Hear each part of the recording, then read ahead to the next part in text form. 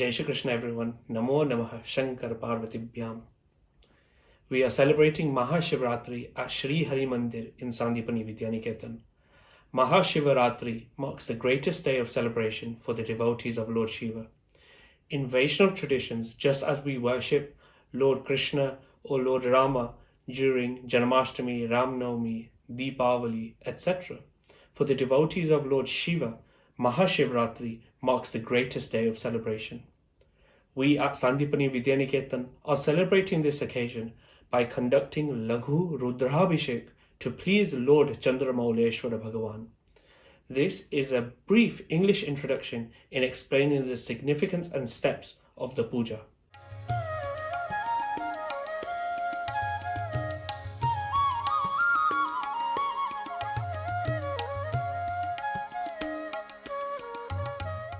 Shiva means auspiciousness in English.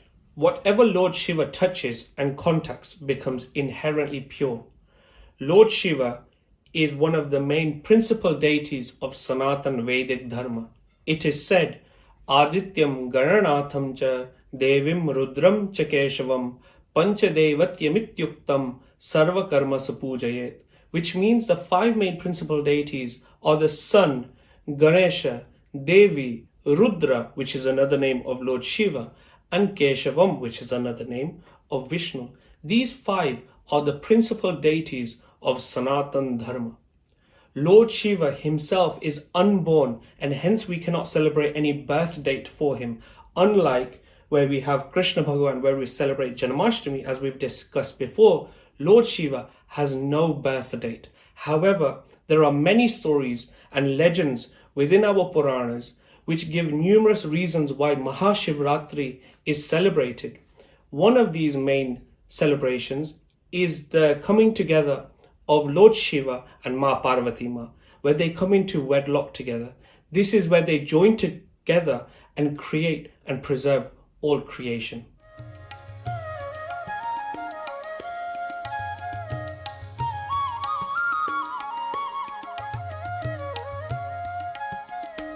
The puja itself is divided into three main sections. The first section is the prerequisites for the puja, and we will go into these in a bit more detail soon. Then we've got the main puja of Lord Shiva himself, and then we have the third section, which is the ending prayers and reflections on the puja.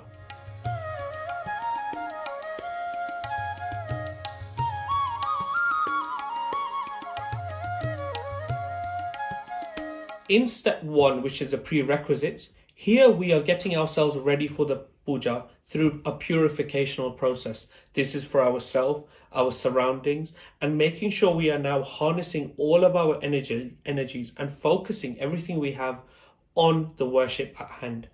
One of the rituals that we perform during this purificational process is we worship five main things, which is Shankha, which is the physical swarup of Om, because once a shank or a conch is blown, it gives a sound or reverberates Om. The second is Ghant. This is where we are inviting all the deities to come. The third is Hanumanji Maharaj. Here we are learning how to surrender ourselves to Lord Shiva. Then we have Bhairav Dada. Bhairav Dada is a very aggressive form of Lord Shiva, but he comes to protect us from our internal vices. And the fifth is the Kadasha. The Kadasha, you will see, is a pot which has then had leaves and coconut put on it. And this represents the five elements of nature, which are earth, wind, fire, water, and ether. This is a symbolic representation of nature we have in general, and we worship nature. Within this prerequisite process, we also do something which is called a sankalpa. The sankalpa is the spiritual intention of why we are doing this act. We then also go on to worshipping the family and the associates of Lord Shiva. Here we worship Nandi, who is Dharma, who represents Dharma. We then have Kachap, which is the tortoise that you will see, and that represents the sense of control, making sure your senses do not waver. Then we have Kartikeya Swami, who gives us the warrior qualities within us. We have Gangaji, which purifies us. We have Ganeshji, who removes all of our obstacles. And we have Parvati Ma, who represents Shraddha. So this whole puja, the whole idea of the prerequisites, is to continually help us and nourish our qualities within us, so we are ready to then perform the puja to Mahadev.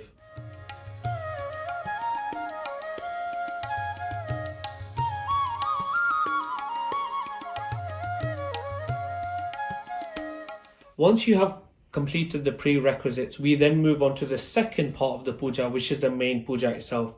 Here, Amit Bhai Rajya Guru, who is the Mukhyaji, which means the chief priest at Shri Hari Mandir, will then take you through the next steps and direct you with his Rishikumars. Here, we will now conduct the Shodashchar Puja, which is the 16-step puja that we perform for the Mukhya Devata, which means the main deity of worship. In this case, it is Lord Mahadev. The first thing that we would do is we would do Avahan. Avahan means the invitation to Lord Shiva to come and bless us for this puja that we are now doing. Thereafter, we have Asana. Asana is the ritual in giving Lord Shiva a seat. Thereafter, we have Padya and Arghya. That is where we wash the hands and feet of Mahadev, and then we perform Achaman. Achaman is giving Mahadev a drink of water, since he has come all the way from Kailash to bless us. Thereafter, we invite Mahadev for Snāna, and this is where we then perform the ritual of Abhishek as well.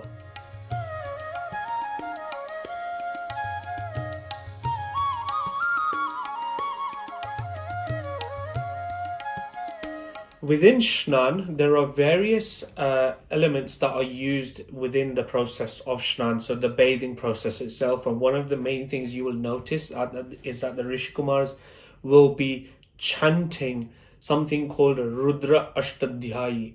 These are 8 chapters which are dedicated to Lord Shiva within the Vedas. These mantras that will be chanted have been unchanged for 5,000 years since we've known them in a written format, but we believe they to be Shruti, meaning unchanged from time immemorial. These Vedic hymns, which are dedicated to Lord Shiva, have been passed down from a Guru Shishya parampara, which means a disciplic succession from generation to generation. And these Rishikumars at Sandipani Vidyaniketan will be reciting these very ancient mantras from the Yajurveda. Within the Snāna process itself, there are various elements that will be used. One which you will have known of, which is called Panchamrit, which means the 5 elements put together of milk, yogurt, clarified butter, honey, and sugar candy. Not only that, but other water will also be used, where the water has been infused with chandan, scents, and water from other various tirthasthans, as we know them as holy sites. Not only that, juices will be used from sugarcane, chiku, pomegranate, and orange juice. These will have a continuous flow on the Shivling whilst this Rudrabhishek is being completed.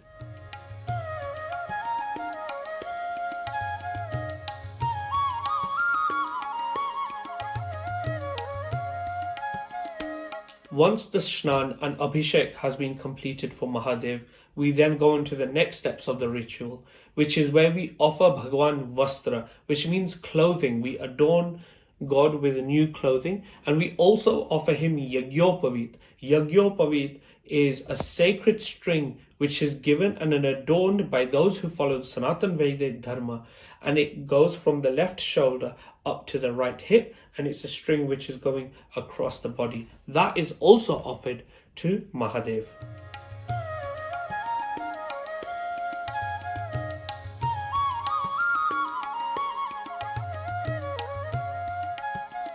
Then we move on to 5 very special steps which take into account our own sensory faculties. So the first one is called Gandha.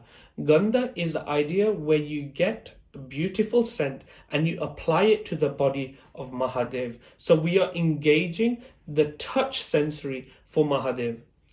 The second one is Pushpa. Pushpa again means flowers, and we offer a flower to Bhagavan with every single name that we hear of his. So this engages our ears, our hearing faculty, where whilst we're hearing Mahadev's various names and various exploits through his names, we are offering him various flowers for this. Then the third is where we have dhupa. Dhupa is the whole idea of agarbati, the way where we put a light on agarbati and it also spreads across the whole house or wherever we are. This enjoys our faculty of smell through our nose. Then we have deepa. Deepa is where we give a light to Bhagavan, and we are able to see this light as a prakash, a fledgling light of Bhagavan himself. And then the fifth is Naivedya. Naivedya is the food offering that we offer to Bhagavan. And this engages our taste and our taste faculties. So these are five, which is Gandha, Pushpa, Dhupa, and Deepa, respectively engage our touch, hearing, smell, sight, and taste faculties.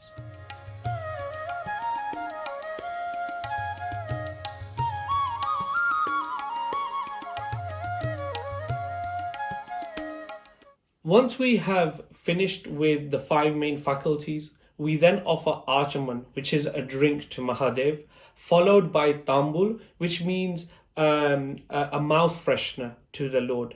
Once he is now relaxed and had all of the food stuff, we then offer Stavapart as one of the main steps. Stavapart is where we pray to Bhagavan using the various stutis and prayers which have been written down within our ancient scriptures. Here, the main portion of the puja has now been completed.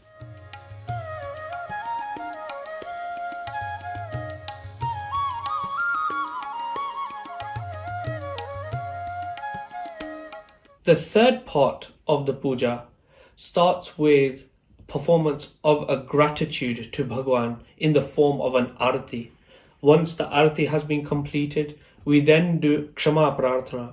Kshama Prarthana effectively means that if there has been any form of shortfall during this complete rituals that we performed, that we ask for Lord Shiva to grace us and forgive us for any misgivings that we have.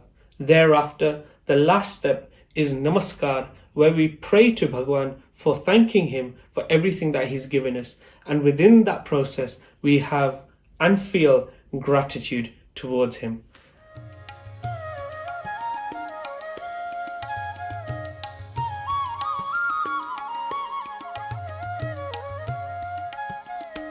I hope you have enjoyed this summary regarding the Shiv Puja and the significance of Mahashivratri for all followers of Sanatan Vedic Dharma. I wish you a blessed, uplifting and enlightening Shiv Puja. Har Har Mahadev.